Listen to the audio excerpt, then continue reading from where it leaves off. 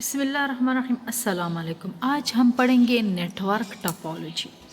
ہم جانتے ہیں network is a collection of connected computer اور nodes for sharing resources. Network کا مین مقصد بھی یہ ہے کہ ریسورسز کو شیئر کیا جا سکے، اور ریسورسز جو ہے وہ ہارڈ ویئر کے فارم میں بھی ہو سکتے ہیں اور سافٹ ویئر کے فارم میں بھی ہو سکتے ہیں.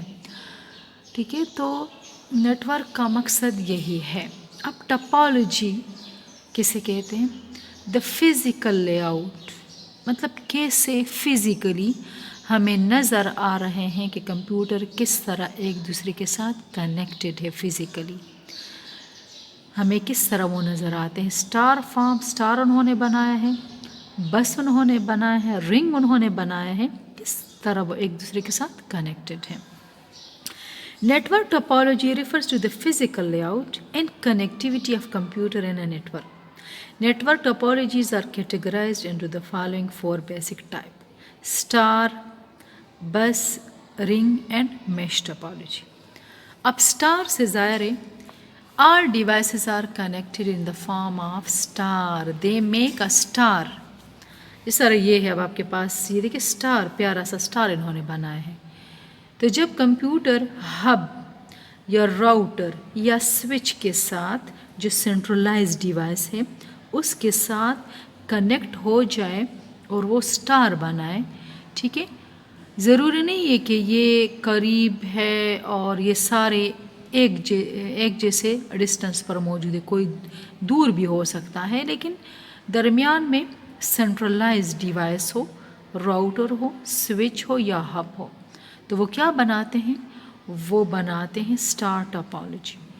In star topology, all the nodes, server, workstation, peripherals on the network are connected directly to a centralized connectivity. This is a centralized connectivity that is called hub, switch or router.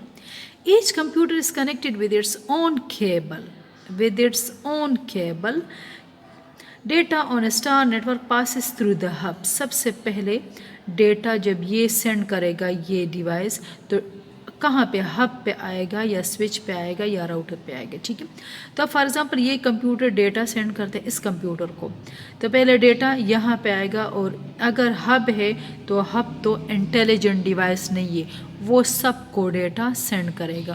اس کے پاس کوئی technique نہیں ہے کہ وہ پتہ لگا سکے کہ یہ ڈیٹا کس کا ہے. اگر سوئچ ہوتا ہے تو سوئچ کے پاس میک ٹیبل ہوتا ہے، میڈیا ایکسس کنٹرول ٹیبل ہوتا ہے سوئچ، اور وہ ڈائریکٹ جو ڈسٹینیشن ہے اس کے پاس بھیج دیتا ہے. اگر یہ سوئچ ہوتا تو اس کا ڈیٹا ڈائریکٹ اس ڈیوائس کے پاس، کیونکہ سوئچ کیا انٹیلیجنٹ ڈیوائس ہے، اس کے پاس میڈیا ایکسس کنٹرول ڈیوائس ہے.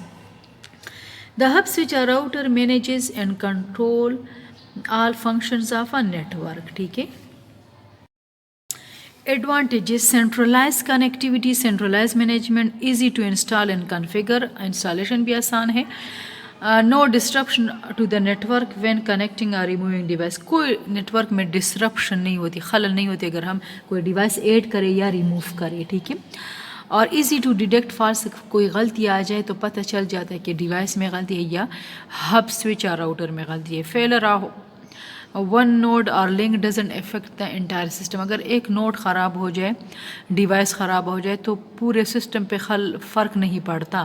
ڈس ایڈوانٹیجز کا مین یہ ہے کہ پورا سسٹم، پورا نیٹورک ڈپینڈ کرتا ہے سینٹرلائز ڈیوائس پہ، ہب پہ ڈپینڈ کرتا ہے. اگر وہ خراب ہو جائے تو پورا سسٹم بیٹھ جاتا ہے، کام کرنا چھوڑ دیتا ہے. If the hub switch or connection fails, node attach become disable. تو وہ ڈسیبل ہو جاتے ہیں. دوسری بات یہ ہے کہ require more cable, thus expensive بھی ہے. ٹھیک ہے، تو مجھے امید ہے کہ آج کا لیکچر آپ کو سمجھ آیا ہوگا. اللہ حافظ.